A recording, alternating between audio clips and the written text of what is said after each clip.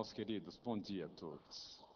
Que a graça de Jesus abençoe a todos nós que aqui estamos e abençoe também a você que participa do culto, acompanhando pela internet.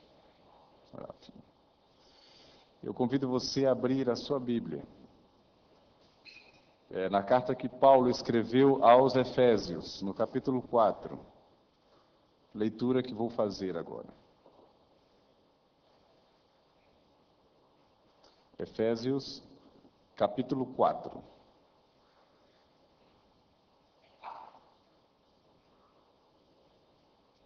E você acompanha assentado como você está.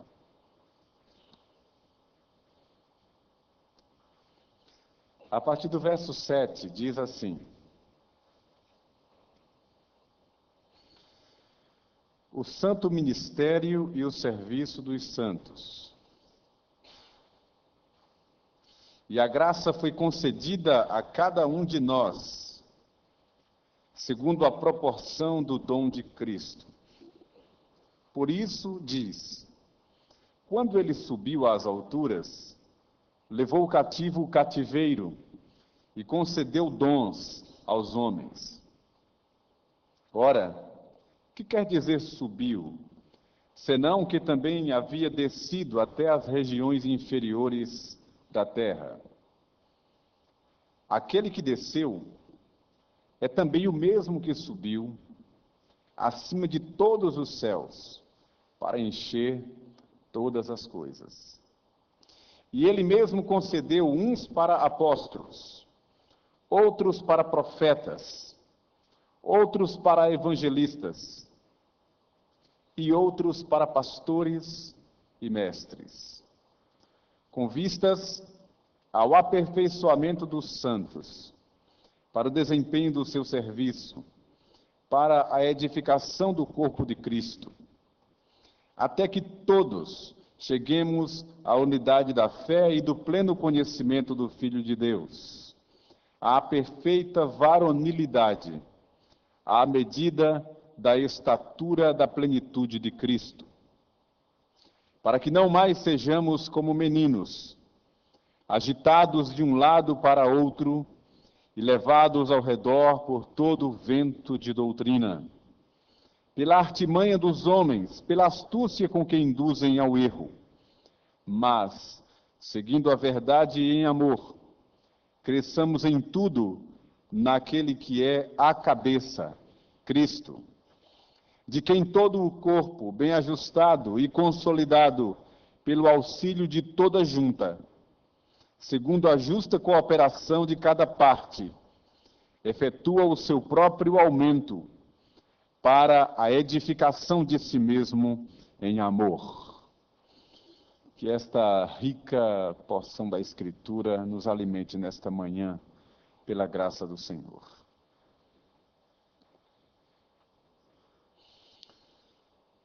Irmãos, nesta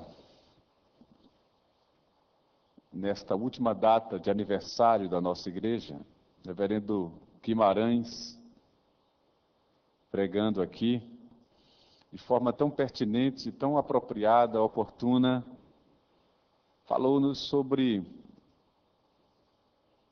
a natureza da igreja, os valores que fundamentam a igreja de Jesus.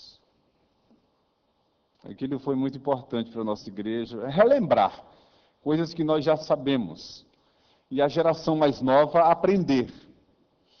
E aquela citação que ele fez, e marcou bem, citando que a igreja é de Jesus. E citou alguns exemplos de alguns lugares em que líderes espirituais e líderes do povo se arvoram do direito, da prerrogativa de serem os donos da igreja. Ainda existe muito isso, já foi mais forte, mas ainda existe muito disso em muitos lugares. E eu fiquei aqui sentado e meditando. Jesus enchendo a boca e dizendo, a minha igreja, né? A minha igreja. E Pedro escrevendo a sua carta e dizendo que nós somos propriedade exclusiva de Deus. Irmãos, eu quero partilhar um pouco sobre isso, caminhar um pouco mais falando sobre a igreja. Ontem eu cheguei na sala de casa, meu pai, que está conosco até hoje, vai ficar até amanhã, estava assistindo a um programa muito assistido, evangélico, das manhãs de sábado. Aquele programa que vocês já conhecem, que passa cedo e depois repete mais tarde, perto do meio-dia.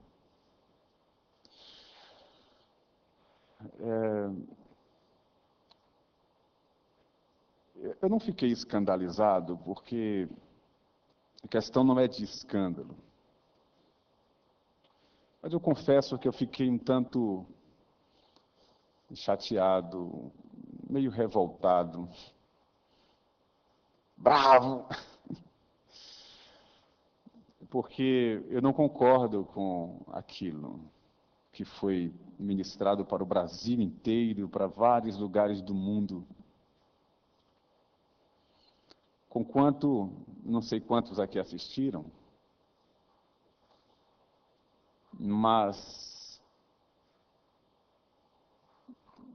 tudo que ele estava falando ali, eu creio ser verdade mesmo. Verdade sobre as desordens da igreja, da liderança da igreja, no popular nosso, os podres, os bastidores, as políticas. Mas deixe-me dizer uma coisa. O sábio Salomão disse que o coração do sábio conhece o tempo e o modo. O tempo é a hora. O modo é o jeito. Ele faltou falar uma coisa. O lugar.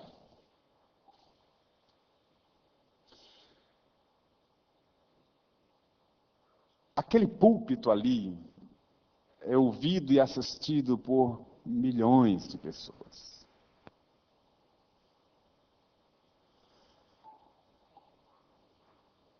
E nós não temos o direito de falar mal da Igreja de Cristo.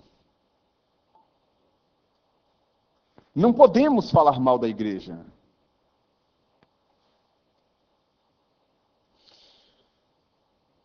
A igreja é a noiva do Senhor Jesus.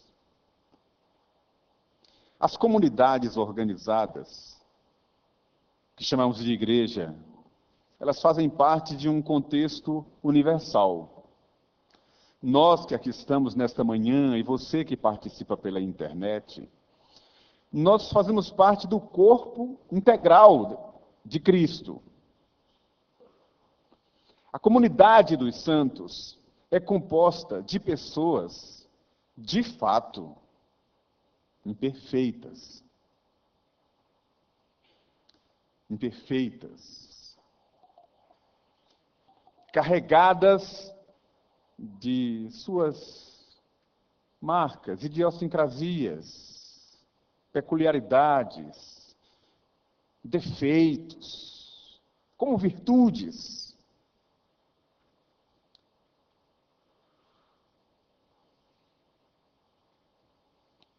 Mas a igreja de Jesus, que ele comprou com o seu sangue, desde sempre composta de pessoas imperfeitas, como você e eu, foi tratada pelo próprio Cristo, o cabeça e dono da igreja, como uma noiva.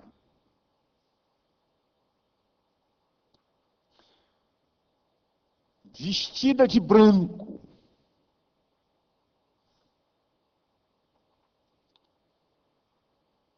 Pura e sem defeito. Deixa eu dizer para vocês, com todo carinho, todo amor.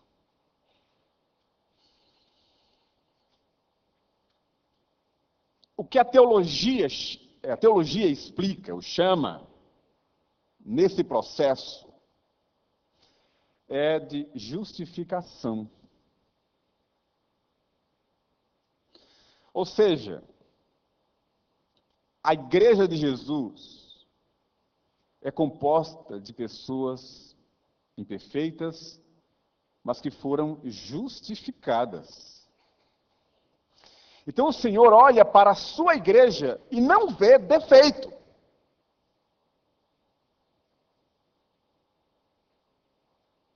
O culto imperfeito que estamos prestando nesta manhã chega aos ouvidos de Deus de forma perfeita. Pelo sangue de Jesus e pela intercessão do Espírito Santo, que nos torna justificados e nos aperfeiçoa para o Senhor. No dia que a trombeta soar, pode ser uma terça-feira, uma quarta, muitos teólogos acreditam que se dará num domingo, que foi o dia que o Senhor se apresentou, apareceu, foi assunto aos céus, o dia do Senhor. Não importa o dia, ele virá. Quando a trombeta soar, irá nos encontrar como estamos. Nós estamos aqui na igreja nesta manhã de domingo, não estamos mais santos do que estávamos ontem, nem do que estaremos amanhã, porque estamos na igreja. Nós somos considerados santos por causa do sangue de Jesus, conquanto sejamos imperfeitos. Vou lhes dar um texto bíblico só para ilustrar. O apóstolo Paulo, esse mesmo que escreveu o texto que eu tomei por base e vou daqui a pouco comentar algumas coisas, escreveu aos Coríntios. Cada capítulo da primeira carta, cada capítulo é uma bronca do apóstolo, é uma chamada à ordem, é uma repreensão sobre algum desmando da igreja, um problema, cada um mais grave que outro. Pecados horríveis no meio da comunidade. E o apóstolo escreve, antes mesmo de entrar nos problemas da igreja, ele escreve e diz: Paulo, apóstolo de Jesus, pela vontade de Deus, aos santos que estão em Corinto, chamados para serem santos.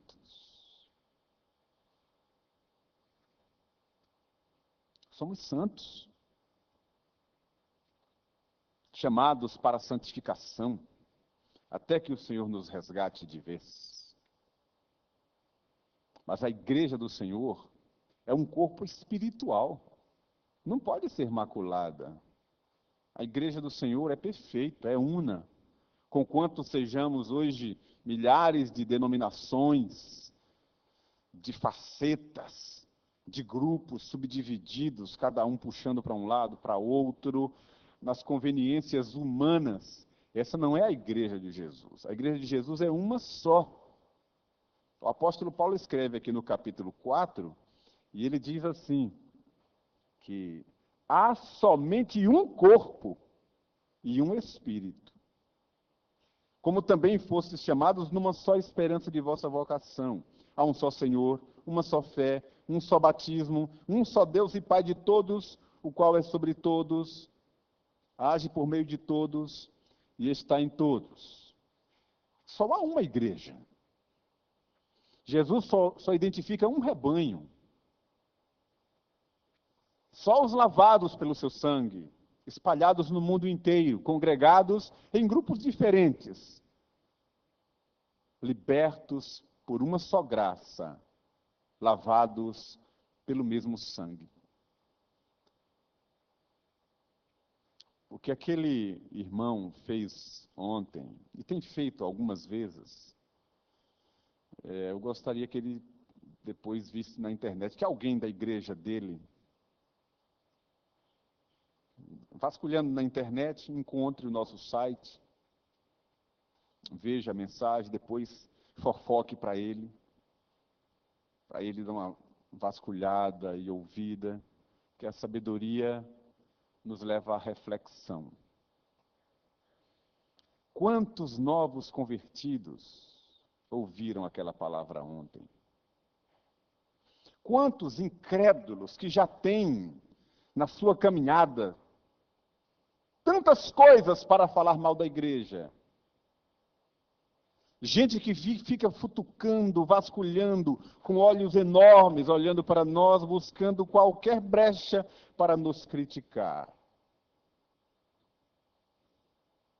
E nós mesmos vamos e damos pérolas aos porcos.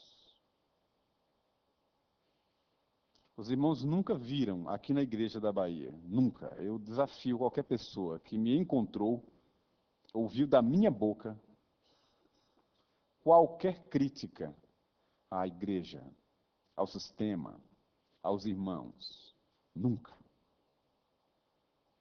Conquanto nós tenhamos tantas dificuldades, tantas situações para administrar, para correr atrás, tantos pecados para serem confessados e perdoados, problemas humanos, ruindade humana, tanta coisa da carne de fato. Mas a igreja é o corpo de Cristo. E nós não podemos, primeiro, falar mal da igreja. Pelo contrário, devemos bendizer, abençoar, falar bem, cooperar,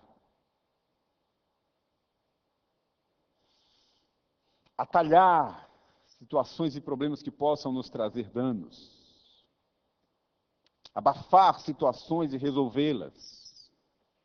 Se ouvir alguém falando alguma coisa que sabe que pode prejudicar, chegar junto para admoestar, chamar à parte. A igreja é a noiva de Jesus. E nós não podemos manchar a sua roupa, a sua veste, nem com a nossa vida errada, nem com a nossa língua, nem com o nosso comportamento. Pelo contrário, o que depender de nós, o que estiver ao nosso alcance, edificar a igreja, fazer bem a igreja, em todos os sentidos. Fazer da igreja o nosso altar, num sentido, claro, estrito, falando no sentido de fazer bem a igreja, fazer de tudo para que ela cresça, fazer de tudo para que ela seja edificada, fazer de tudo para desmistificar as ideias errôneas, equivocadas, prejudiciais que se fala sobre a igreja. Porque a igreja é a noiva de Jesus. Segundo aspecto, ainda isso aqui é a introdução, viu, irmãos? Eu ainda vou falar sobre o texto. Um outro aspecto que eu quero partilhar nessa introdução, para nós pensarmos sobre a igreja. Há um teólogo chamado William Hendricks, que escreveu um artigo sobre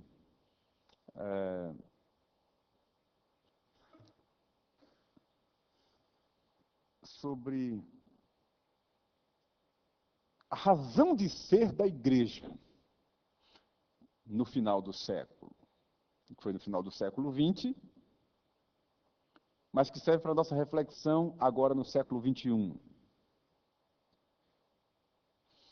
E ele fala sobre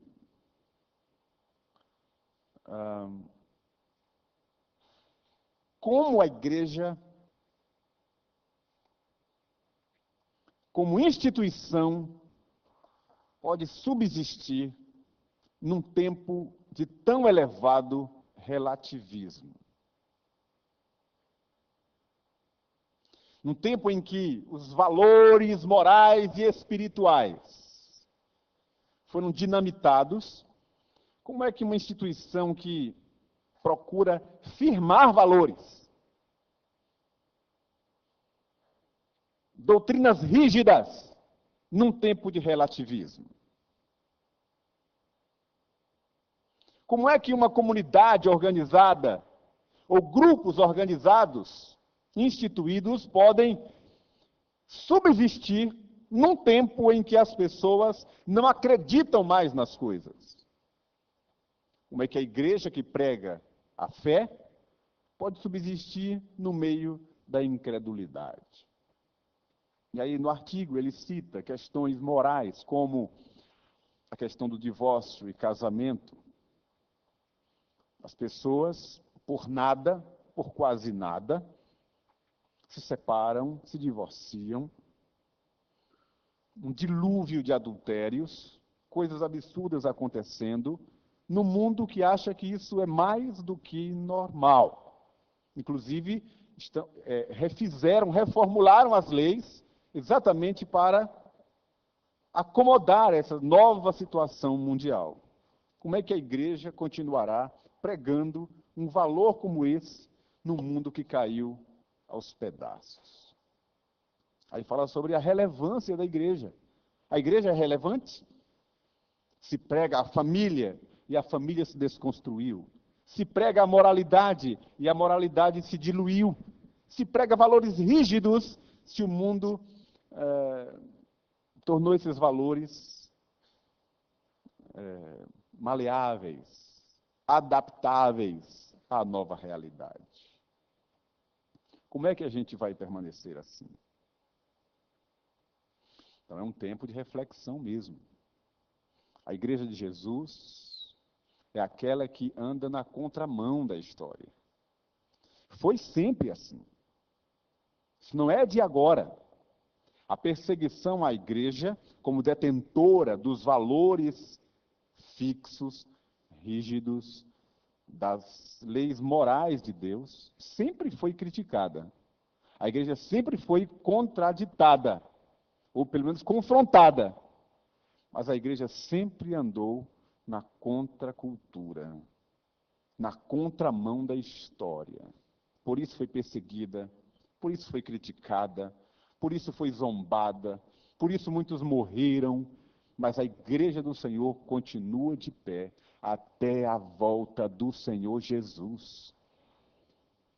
Então, nós que estamos vivendo esse tempo, em que parece ridículo demais, absurdo até, um jovem chegar numa universidade e dizer que é evangélico, que acredita na Bíblia.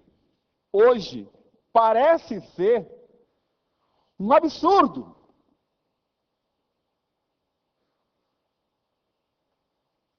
Alguém instruído crer em algo dessa forma.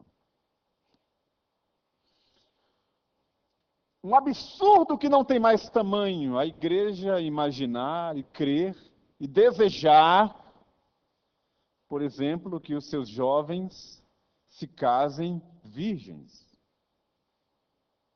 É motivo de piada,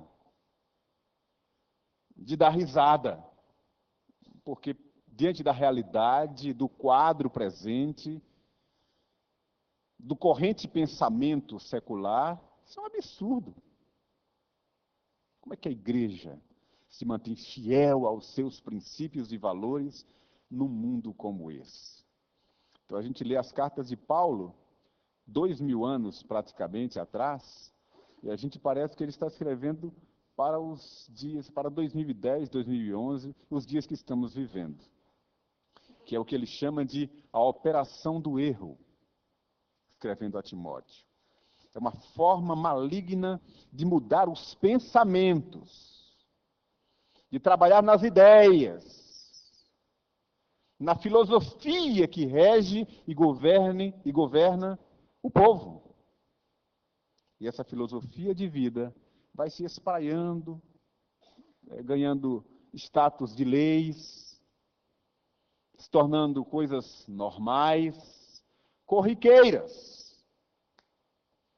Eu estava almoçando com dois amigos, duas 3 semanas atrás, e nós estávamos conversando exatamente sobre isso, porque vimos numa mesa, assim, no canto, 2 pessoas do mesmo sexo, trocando carícias e beijo.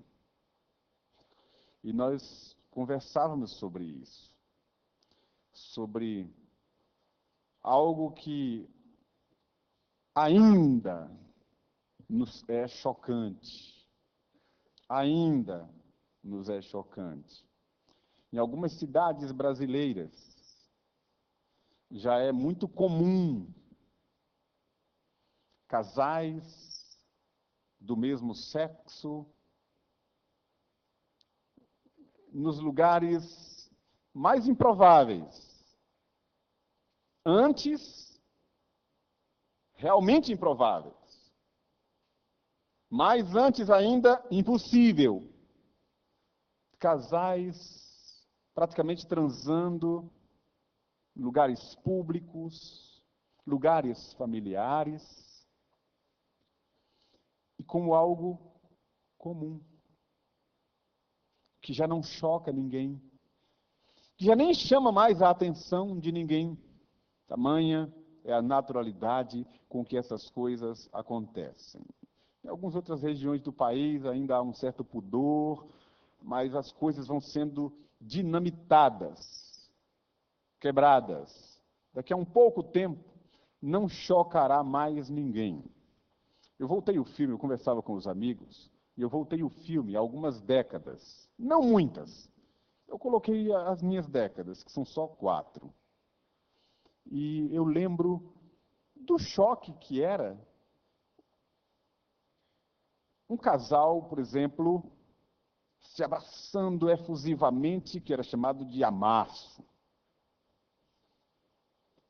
Era um choque que até os mais velhos, e alguém chamado, entre aspas, de família, tinha que repreender, tinha que chamar a atenção, porque aquilo era uma imoralidade. Andar com certos trajes, aquilo era uma imoralidade. A polícia, inclusive, podia chegar junto, chamar a atenção, mandar a pessoa ir trocar a roupa. Hoje, a coisa mais comum, mais banal, é a gente ver as cenas antes bizarras, hoje comuns, porque os valores vão sendo dinamitados, vão sendo derribados, e as coisas vão se tornando comuns, são práticas comuns, inclusive até nas igrejas. Já faz mais de uma década, eu estive em uma igreja, numa determinada capital, aliás, não é capital, é no estado, é uma cidade colada à capital, separado só por uma ponte. Daqui a pouco eu digo o nome. E eu fui nessa igreja e era o culto da manhã, o culto das 10, o culto de Santa Ceia. Santa Ceia. E eu confesso que eu não sou muito de me escandalizar com as coisas. A gente chama a atenção, a gente fica assim meio... Mas é uma cidade praiana. E eu fiquei impressionado com o traje das irmãs. Muitas delas, não era uma ou outra, muitas delas já com a roupa de praia, de banho, com o biquíni, com aquela roupa, as mulheres sabem o nome, algumas com aquela canga, é canga, né? Eu ia dizer tanga, tanga é outra coisa, né? Aquela canga que dobra assim, passa por cima, passa por outro lado, com a canga. Outras já de biquíni e com um tipo de... É uma redezinha assim transparente. Como é que é o nome? Vocês sabem, né? Saída de praia, não sei o que é. Aquela redezinha transparente por cima do biquíni e com a sacola da praia, com protetor solar e não sei o que lá, do lado junto com a Bíblia. Não era uma ou duas, muitas irmãs assim, os presbíteros que foram servir a Santa Ceia, de bermuda, camiseta, tudo de uma boa. Igreja presbiteriana. É a cultura do lugar, é um costume que se efetivou ali. Obrigado, viu, meu irmão? Não estava duro aqui, já de frio pra caramba.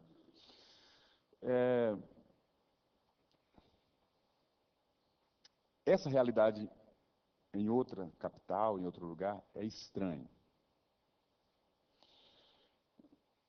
Ah, isso é a cultura. É cultura. Mas a Bíblia, a palavra de Deus, os valores do Evangelho, não estão submissos à cultura, nem às leis dos homens, e sim aos princípios da palavra de Deus. Existem leis tramitando aí no Congresso Nacional para aprovar certas coisas que poderão se tornar leis. Serão leis que nós não podemos obedecer. Por exemplo, alguns países, algumas regiões do mundo aprovaram o aborto, a legalização do aborto, que estão tentando legalizar também no país, no Brasil. Sim, e se legalizarem o aborto? É legal, mas não é moral. A igreja não pode adotar. A igreja não pode abraçar. A igreja não pode seguir a cultura secular, sem filtrar, sem medir, porque é contra a palavra do Senhor. Então não é fácil ser igreja hoje. É difícil mesmo. Mas nós precisamos pagar o preço de ser igreja. Porque a igreja é a contramão da história. A igreja é a marca do cristianismo. A igreja representa a fé aqui na terra. Ainda que os homens chamem de careta, ultrapassada, retrógrada ou qualquer outro adjetivo, a igreja precisa fincar pé, segurar a onda para honrar os valores morais e espirituais que Cristo Jesus instituiu.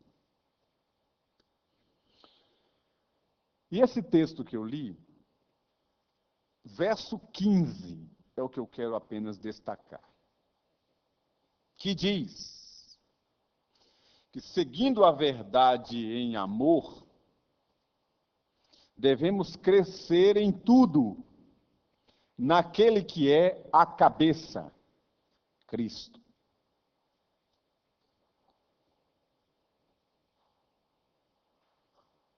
Irmão querido, irmã querida, quando você ouvir a palavra igreja, em primeiro lugar, não se lembre do endereço da Rua da Mangueira, do boletim que você recebe na porta da igreja todo domingo com aquelas notas. Quando você ouvir a palavra igreja, lembre-se da noiva de Cristo. Lembre-se que é um elemento espiritual do qual você faz parte.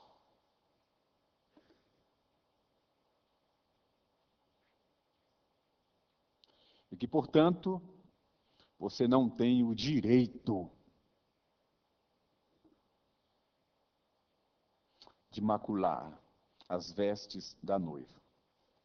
Segundo lugar, quando você ouvir a palavra igreja, lembre-se que é um organismo vivo, do qual você faz parte. Lembre-se de um corpo que é um complexo de muitos membros, de muitos órgãos.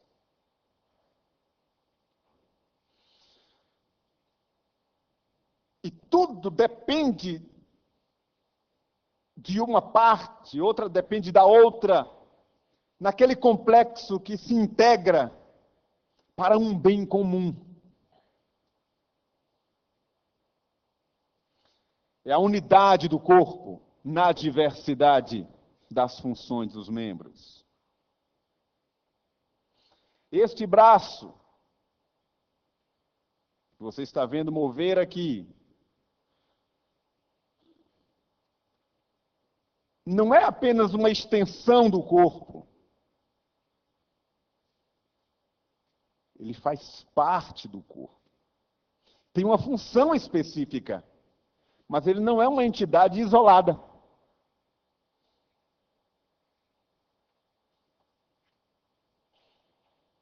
Cada parte, uma unha que seja, um dedo que seja. Estava lendo a respeito, poucos dias atrás, sobre o equilíbrio do corpo. E, na matéria, alguém que tinha perdido 2 dedos, por questões de saúde, enfermidade, na verdade, teve que amputar 2 dedos. E perdeu completamente o equilíbrio do corpo. A gente andando, nem pensa quão importante é cada dedo do nosso corpo, dos nossos pés, para andar. A pressão que é feita é porque a gente já anda no automático, mas só quem perde é que sabe. Cada instrumento, cada elemento, cada componente, por menor que seja, só quem perde é que sabe dar o valor. Uma pessoa enferma sabe os nomes, sabe dar os nomes, as funções de cada órgão do corpo. O jovem saudável só sabe os nomes se estudar, lá na matéria, na ciência, lá, na biologia, toda a fisiologia, ele descobre os nomes só para entender, mas depois ele se esquece. Mas o enfermo sabe o nome, sabe para que funciona, e quando aquele órgão afetado funciona bem, ele dá glórias a Deus, ele vê e sente o funcionamento, aquilo é uma maravilha, porque ele já ficou sem e sabe o que aquilo representa.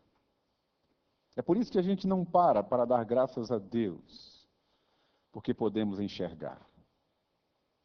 Que coisa preciosa é ver. Que coisa preciosa é ouvir. Que coisa preciosa é sentir, ter paladar. Você já parou para pensar nisso? Que a gente poderia comer só para alimentar, sem sentir sabor nenhum, e nós temos um paladar capaz de sentir todos os sabores. Que Deus maravilhoso! Agora imagina quem por uma disfunção perde essas qualidades. Você já agradeceu a Deus hoje porque você pôde vir andando e vai voltar andando, que você pode andar? Você sabe o que é a vida de quem não consegue andar e depende de alguém para se locomover? São membros, cada um com a sua função. A igreja, quando você ouvir igreja, lembre-se que é esse complexo de vários membros com funções diferentes. Irmãos queridos, você tem um dom. É o que o texto diz. A graça foi concedida a cada um, visando a um fim proveitoso. A igreja não pode prescindir de você. A igreja não existe sem você. O corpo de Cristo estaria amputado sem você. Por isso que o corpo de Cristo é completo, não falta ninguém. Ninguém. E a igreja, como comunidade organizada, ela cresce como um corpo. Para isso que precisa do auxílio de toda a junta, da cooperação de cada parte, do envolvimento de todo mundo, de cada membro, de cada irmão, cada um com o seu dom, cada um com sua habilidade, com sua presença, com seu testemunho, com seu envolvimento, com o seu compromisso, com tudo isso junto. Do contrário, a igreja não cresce. Fica estagnada como um corpo adoecido. Que tem todos os membros, todos os órgãos, mas por estarem doentes, o corpo fica estagnado ou vai para a cama. Isso não pode acontecer. Eu até coloquei no artigo do boletim que a gente tem a noção de crescimento, um crescimento equilibrado, né? A gente vai crescendo de forma proporcional. Uma enfermidade, uma deformação, uma aleijão seria alguém crescer só a cabeça, ou alguém crescer as pernas e o tronco ficar menor, ou os braços crescerem até chegar ao chão, ou então só os dedos crescerem, mas ver que há um crescimento proporcional. Tudo que Deus faz é perfeito. E outro detalhe, quando há saúde no corpo, o crescimento é natural. Natural. No tempo próprio. Um garoto de 4 anos tem aquele tamanho, aquele formato, aquela imagem de um garoto de 4 anos, com pequena variação. Um garoto de 12 anos já tem outra compleição. Alguém de 20 anos tem que ter mais ou menos aquele padrão, se for dentro dos padrões normais. Aí vai os seus genes, DNA, formação, pai e mãe. Mas nós temos um padrão. Alguém de 20 anos, a idade adulta, com 80 centímetros de altura, 90 centímetros, ou é anão, um querreche, nem sei se alguém sabe o que é querreche. Anãozinho, por família, ou tem algum problema. Ou então alguém que cresceu demais, também por uma disfunção. Então, Deus quer que a sua igreja cresça de forma completa, crescendo em tudo, crescer na palavra, crescer na comunhão, crescer na oração, crescer na contribuição, crescer no testemunho, crescer nos relacionamentos, crescer em tudo naquele que é a cabeça, Cristo. E eu finalizo esse meu testemunho dizendo o seguinte: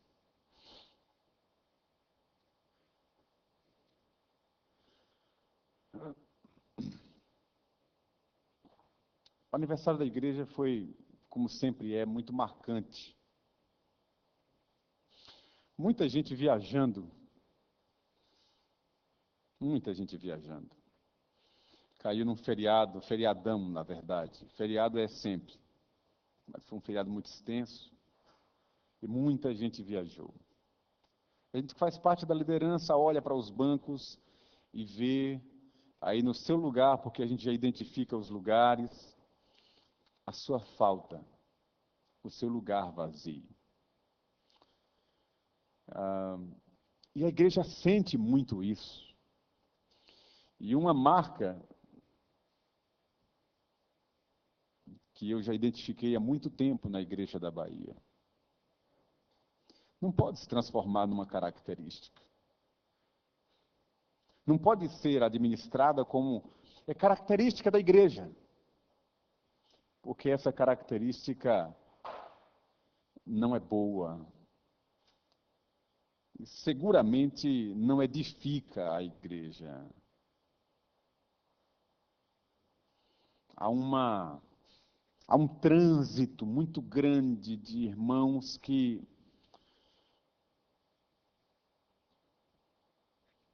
facilmente deixam de vir à igreja.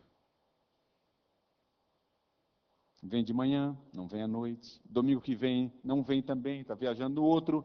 Encontrou um batizado para ir, um aniversário de alguém para ir. Qualquer coisa é motivo para deixar a congregação numa boa. Conquanto saiba que, Deus está abençoando, está muito legal, que coisa, Deus está abençoando, mas encontra sempre um motivo para deixar a congregação. Eu poderia identificar, eu tenho na minha mente aqui muitos nomes, famílias,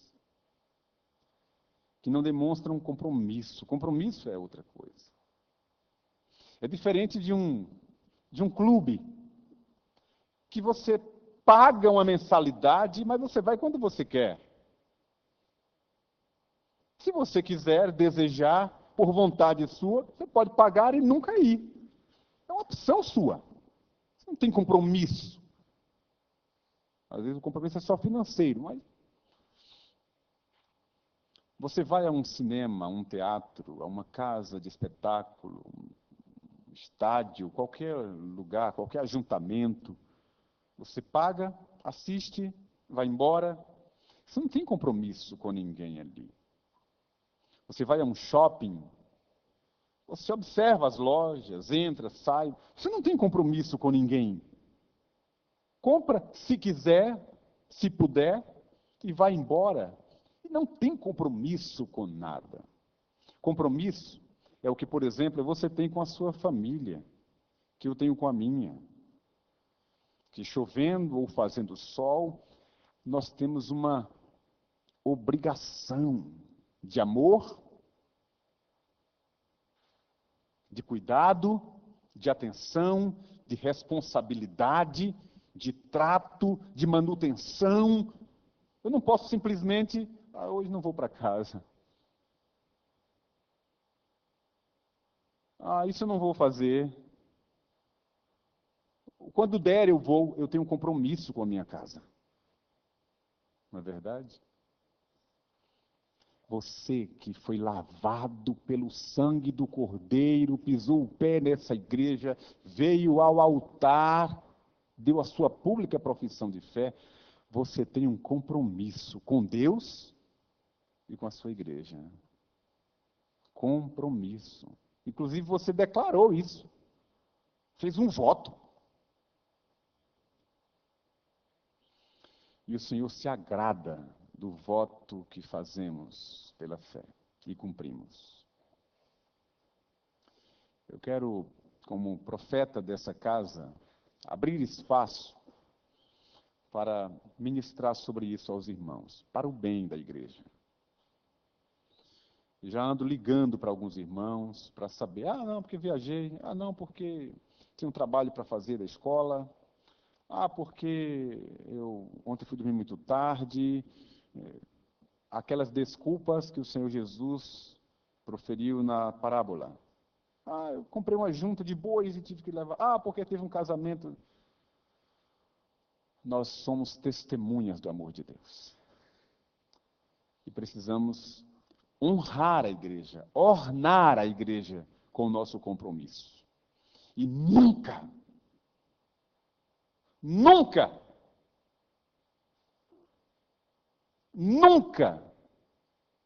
fazer o que aquele nosso irmão fez ontem. Conquanto seja verdade. Mas o apóstolo Paulo escreveu aos Coríntios e disse, olha, leite vos dê a beber, não dê alimento sólido, que vocês não podiam suportar. Nem para os crentes. Ele falou toda a verdade, no tempo certo, no lugar certo. Havia oportunidade. Quanto mais para os ímpios.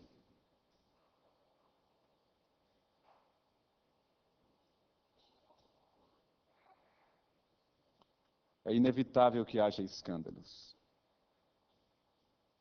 Mas ai daquele através de quem o escândalo vem.